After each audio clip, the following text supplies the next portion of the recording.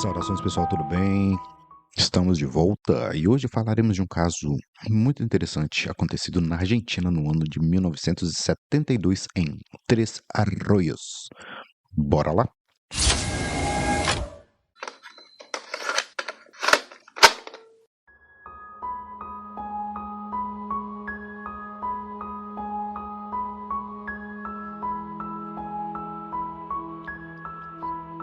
Em 30 de dezembro de 72, ocorreu um caso curioso envolvendo Ventura Macieiras, um homem de 73 anos que trabalhava como zelador de um pequeno sítio nos fundos do Parque Municipal Angel Cabañas, às margens do Arroio Orellano, em Três Arroios, na Argentina. Após o episódio, Macieiras passou a apresentar sintomas de rejuvenescimento físico, adquiriu novas habilidades práticas e demonstrou um notável desenvolvimento em sua capacidade intelectual. Uma série de fatos intrigantes no ano de 1972 levou alguns moradores e ufólogos a levantar a hipótese de que a região de Três Arroios na Argentina poderia estar localizada na rota ou sendo ponto de parada de discos voadores. A quantidade de relatos vindo de diferentes pessoas em situações variadas reforçou a sensação que algo fora do comum atingiu a região. Entre esses episódios, destaca-se o de um aposentado, também residente da cidade, que contou ter vivido uma experiência marcante entre os dias 14 e 20 de novembro do mesmo ano. Ele estava em sua sala, tranquilamente assistindo TV,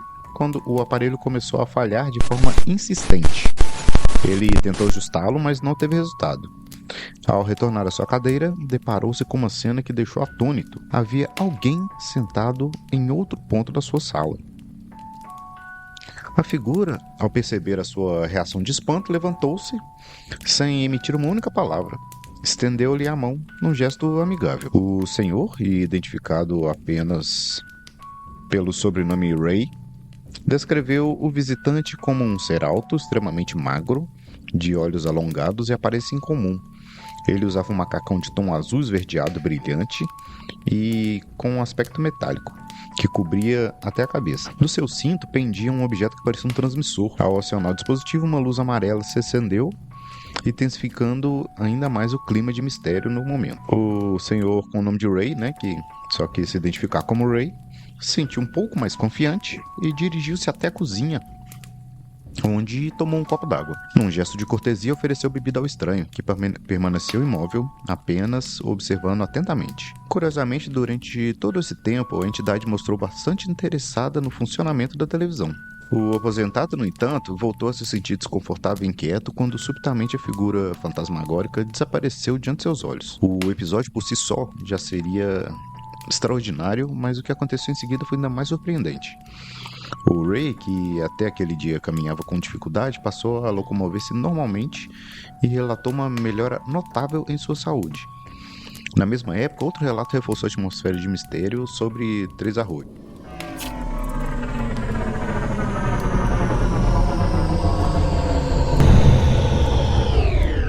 A gerente de um bar localizado na rua Alsina contou que um cliente de aparência estranha entrou no estabelecimento enquanto ela atendia outras pessoas. O homem dirigiu-se ao banheiro público e demorou muito a sair. A gerente resolveu verificar o que estava acontecendo e, para sua surpresa, descobriu que o indivíduo, descrito como excessivamente alto e de olhar penetrante e marcante, havia simplesmente desaparecido, como se tivesse dissolvido no ar.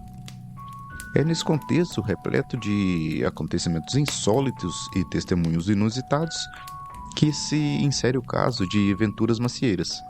Ele morava em uma construção bastante precária, feita de madeira e chapa, localizada nos fundos da propriedade de Alberto Pel.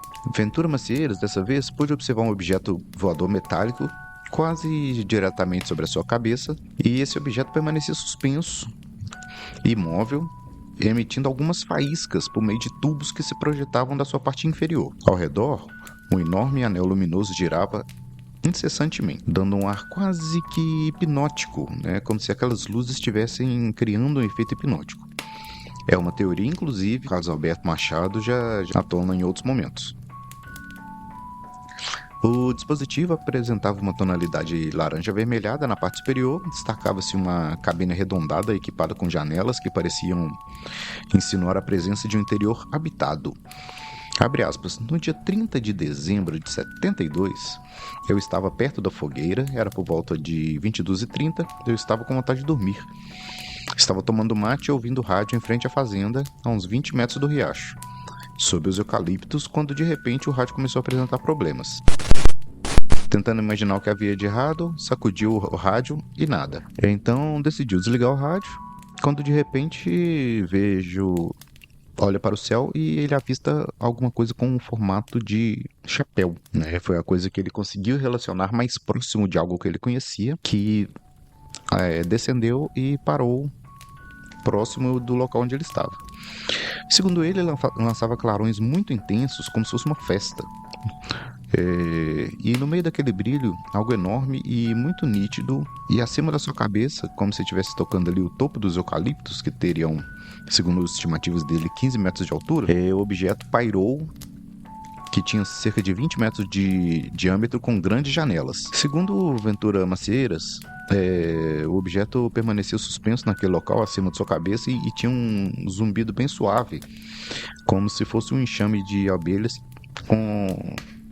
e levemente aumentasse a sua intensidade do zumbido, né? Abre aspas novamente na fala dele. Eu podia ver que seu interior estava completamente iluminado e repleto de instrumentos. Em certo momento, quando sinalizava e gritava alguma coisa para ele, no lado norte, o disco se inclinou para me olhar e eu pude ver duas pessoas, uma de cada lado, vestidas como mergulhadores usando trajes especiais. Eram altas e grandes, mas seus olhos e nariz eram iguais aos nossos. Cada uma carregava nas costas uma mochila. Um conhecido me contou que poderia ser oxigênio para respirar, mas eu achei que poderiam ser paraquedas. Um olhou para o outro e pareceu estar dizendo alguma coisa. Inclinou-se para olhar e o outro olhou por cima dos ombros, né, como se estivesse olhando para trás. Segundo ele, pensou que gostaria de atirar. Ficou com muito medo e deixou cair uma bombilha, que é um canudo de água do mate. Mas eu pude ver, atrás deles, uma bandeira azul com uma borda dourada e um sol. Dentro dela, um cavalo marinho. Então, tinha esse símbolo, né, como se fosse um estandarte desses seres. Ao lado, várias letras indecifráveis que, segundo Macieiras, indicavam Série 23. Serviam de moldura artística ou ornamental para as presenças inusitadas. Uma gata que estava com ele naquele local, no momento soltou um miado altíssimo, agudo, e abandonou os filhotes e fugiu rapidamente do local. O pelo da gata estava todo queimado, como sarna, e um cachorro que também estava comigo sofreu o mesmo destino. Depois de algumas semanas, os dois morreram. Segundo ele, foi por causa da radiação. Ela se agarrou ao meu pescoço, mas nada aconteceu comigo. Segundo o relato de Ventura Maceiras, segundo ele, a observação teria durado entre 15 e 20 segundos. Nesse curto intervalo de tempo, a nave projetou um feixe de luz tão intenso que o cegou momentaneamente, obrigando-o a baixar o olhar para se proteger. O objeto então oscilou no ar até se estabilizar, enquanto o zumbido metálico que produzia tornava-se cada vez mais forte, até que de repente a luz se apagou. Ela fez xi, xi, xi, descreveu a testemunha, tentando produzir o som característico que ouvia. Em seguida, o aparelho lentamente, em direção a leste, seguiu voando baixo, passando sobre dois grandes eucaliptos, cujas folhas, segundo ele, chegaram a queimar com o calor emitido, embora mais tarde tenham tentado justificar o fato, dizendo que as árvores já estariam doentes. E depois disso, o objeto cruzou a rota 288 e desapareceu. No ar, porém, permaneceu por alguns segundos um cheiro forte, semelhante a enxofre ou arnica, que logo se dissipou. Durante o tempo que a nave esteve suspensa, Maceiras relatou ter sentido um formigamento intenso nas pernas e essa sensação de formigamento acompanhou por vários dias. Poucas horas após o avistamento, os efeitos se tornaram ainda mais estranhos. Primeiro veio uma forte dor de cabeça, seguindo de sintomas físicos variados como náuseas, queda de cabelo e um cansaço inexplicável. No entanto, o que mais chamou a atenção não foi o mal-estar inicial, mas sim o que aconteceu cerca de 2 dias depois do contato.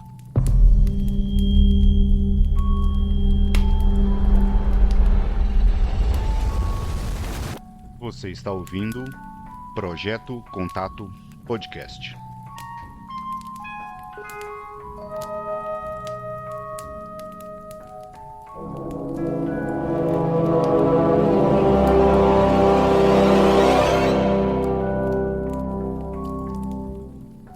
foi nesse momento que começaram a surgir sinais que ele mesmo descreveu como verdadeiramente surpreendentes. Maceiras afirmou que novos dentes começaram a nascer em sua gengiva superior, que até então não tinha alguns dentes, incluindo os 2 caninos e os 2 molares. Além disso, notou que os pelos voltaram a crescer, a sua visão apresentou uma melhora significativa segundo ele pôde abandonar os óculos. E, para o espanto de todos ao seu redor, sua mente parecia ter se transformado. O homem que até então era considerado semi-analfabeto, com apenas uma breve passagem pela escola, começou a utilizar conceitos filosóficos, teológicos e até astronômicos com bastante segurança e desenvoltura. Relatos dão conta de que também adquiriu capacidade de resolver cálculos matemáticos complexos com uma facilidade inédita na sua vida. Além disso, revelou talentos artísticos inesperados e, de uma maneira ainda mais extraordinária, dizia possuir certos dons de cura, capaz de auxiliar pessoas que sofriam com problemas de saúde. Com o passar dos dias, até 24 de fevereiro de 73, Ventura, agora visivelmente rejuvenescido após a sua experiência anterior, vivenciou um novo episódio surpreendente.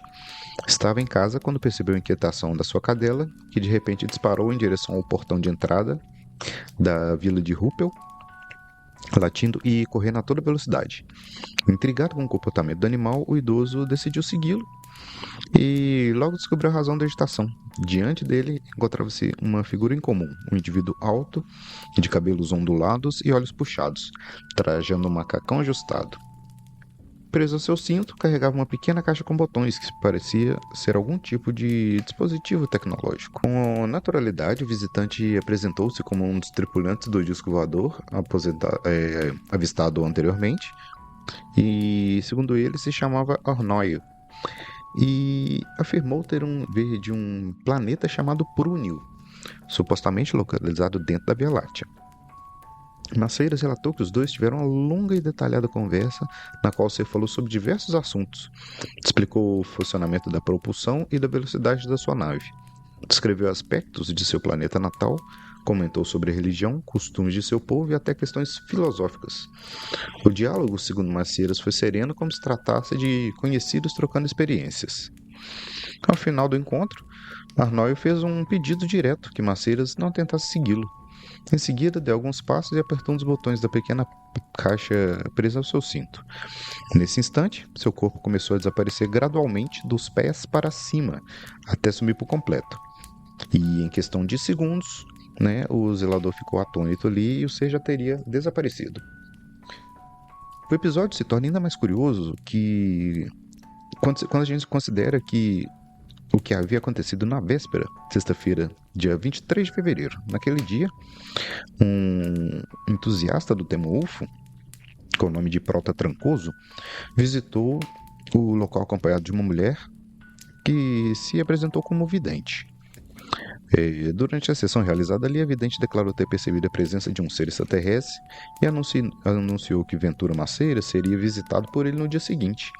A mensagem, descrita como uma espécie de comunicado interestelar, foi compartilhada não apenas com Maceiras, mas também com os demais presentes, aumentando a expectativa ao redor do que poderia acontecer. Não por acaso, o entusiasmo da senhora Prota Trancoso apenas cresceu. Desde 9 de janeiro, ela vinha mantendo contato frequente com Maceiras e, após novos eventos, reforçou sua convicção de que os encontros se repetiriam. Segundo ela, qualquer pessoa que tenha contato com um disco voador ou um ser extraterrestre, esse contato não seria o primeiro e nem o último, mas tende a se repetir periodicamente.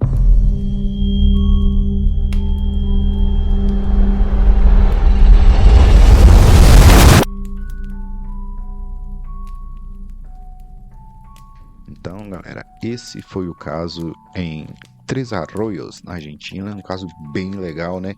E tem vários fatores aqui que a gente já viu em outros casos da nossa ufologia, outros casos que a gente já trouxe para o podcast, os sintomas ali de formigamento, provavelmente naquele momento que ele foi apagado ali, que ele teve as luzes nos olhos, ele foi abduzido.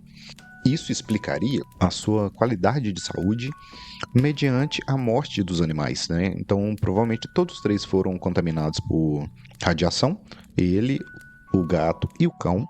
Só que o gato e o cão, né, tiveram a queda de pelos ali e chegaram a falecer umas semanas depois. Provavelmente ele foi abduzido para ser salvo, para ser limpo dessa contaminação por radiação, tal qual Travis Walton. Né? Atualmente, Travis Walton fala sobre isso, que ele, como ele chegou perto do disco da nave, ele foi contaminado pela radiação que fica ao redor da nave, e ele foi abduzido e ficou aquela semana desaparecido para ser cuidado, né? Para que a sua saúde fosse estabelecida. Então tem alguns fatos que aconteceram nesse caso de Três Arroios que são bem legais, né? A questão da paralisia ali, do formigamento, os múltiplos avistamentos na região, né? Por outras pessoas totalmente desconexas, que tiveram algum fator ufológico ou um fator de estranheza também. Então, um caso bem legal, bem robusto e num período que aconteceu muita coisa legal na Argentina. Então, fica para vocês aqui mais esse relato super legal, né? Esse contato que aconteceu em Três Arroios. Esse caso eu peguei mais uma vez lá no Portal Fenômeno. Eu vou deixar o link do texto para vocês, tá?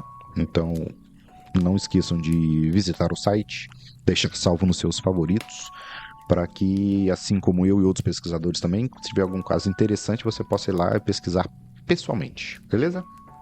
Queria deixar aqui meu abraço, todo mundo que pôde comparecer à ITXP, que aconteceu no final de semana passado aqui em Belo Horizonte. Foi épico, foi muito legal, o evento foi... ocorreu tudo certinho, praticamente 50 pessoas passaram lá com a gente, né, fisicamente. Tivemos um problema na exibição online, então vou fazer umas lives depois para que o pessoal que não pôde acompanhar, curtir as palestras, né? Então serão incluídos aí nesse sentido. Então vou alinhar com os palestrantes que estavam lá, vou ver as agendas do pessoal e vou marcar umas lives fechadas, tá? Para o pessoal que não pôde adquirir que adquiriu o ingresso online, mas não pôde ver porque o nosso sistema deu problema de exibição, tá? Então, em breve aí teremos algumas livezinhas fechadas para essa galera. E no mais é isso, sem muitas novidades no momento. Vamos aproveitar agora esse finzinho de ano para dar aquela descansada e vamos voltar com tudo em 2026, beleza? Então fiquem bem, fiquem com Deus e aguarde o próximo caso ufológico. Sigam sempre olhando para cima e qualquer contato, relato, entre em contato comigo, beleza? Recomendação final, né? Considere se tornar um apoiador do projeto. Vou deixar o link sempre na descrição. Se você quiser participar do nosso grupo de apoiadores, camisa com tema ufológico, virar um dos patrocinadores do podcast, do livro, dos eventos, é só chegar, me chama, troca ideia comigo que a gente vai trabalhar junto, beleza? Então, fiquem bem, fiquem com Deus e até breve. Valeu!